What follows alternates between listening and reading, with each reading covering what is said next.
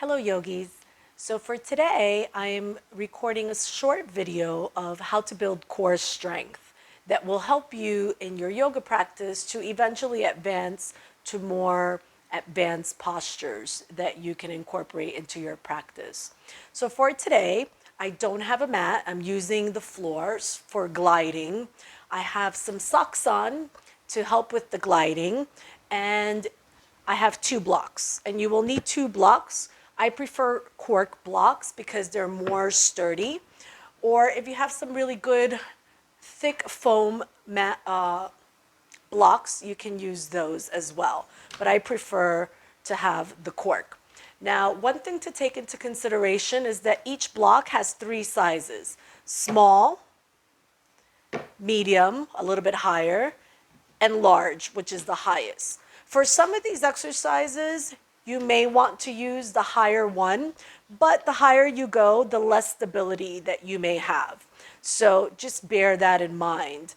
If you're not very strong, you might want to start in medium and then see how the large or the small feel. Eventually, you should be able to do these exercises without any blocks, but we'll start with the blocks. So for our first exercise, take your blocks, place them alongside your body, even with your hips.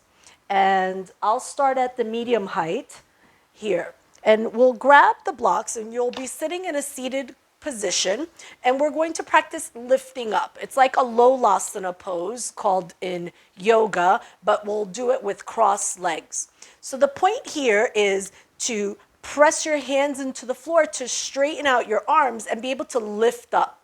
And this eventually is used for transitions, for jumping back and jumping through. So building that strength to push away from the floor while lifting your body. Some of us feel like maybe our arms are not long enough to get that lift, and that's why the blocks will be beneficial. So starting at the medium height, you'll grip your knuckles over the block and have your peace sign fingers over the top, your ring finger and pinky on the outer side, and your thumb on the inside. And from here, you don't even need to get full lift off. You'll press into your arms to get them to straighten, and that might be it. So for some people, you'll just practice pressing into the arms, straightening, lifting the booty off the floor, and maybe holding, and doing this at least 5 times. So you'll press and lift.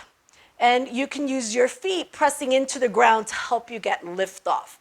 Now, once you've managed to do that, you will do the same thing, but try to lift your feet up off the floor. So you'll press into your blocks, straighten your arms, and then lift your feet up.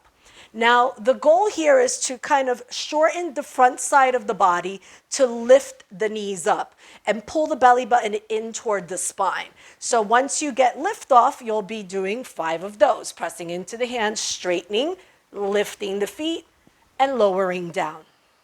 Once you get the hang of that, you can work on extending the legs while you're doing so. So I'll turn sideways so you can see what it looks like from the side. And here, again, in the beginning, you might not get all the way out. Just keep building the strength and then moving to the next exercise and to the next. So here, same thing, blocks, fingers gripping. You'll press into the hands to straighten the arms, lift up the feet, and then maybe straighten the legs, and then come back to sit. And you'll do this 5 times. So each time, you'll bend the knees. You'll press into the hands. Lift off. If you have lift off, feet up. If you have feet up, legs out, and then lower down. Once you have that, you can increase the number of reps.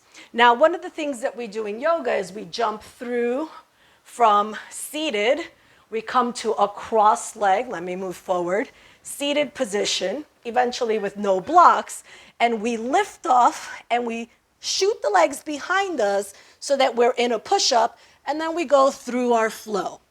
So this exercise will help you to get that lift off so that you can push back through. You can practice this exercise in the reverse from the plank position. to learn how to bring your legs through your hands to come to seated postures from downward facing dog.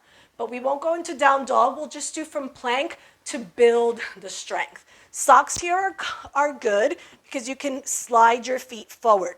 So here, same thing, blocks underneath. You'll go a little bit wider than shoulder distance because you're just learning to bring your body through. But eventually, you're at shoulder distance. Here, you can start from plank. And from plank, I want you to squeeze your legs and bring your knees toward your chest. And then once you do that, you'll bring the legs through so that you're back to seated.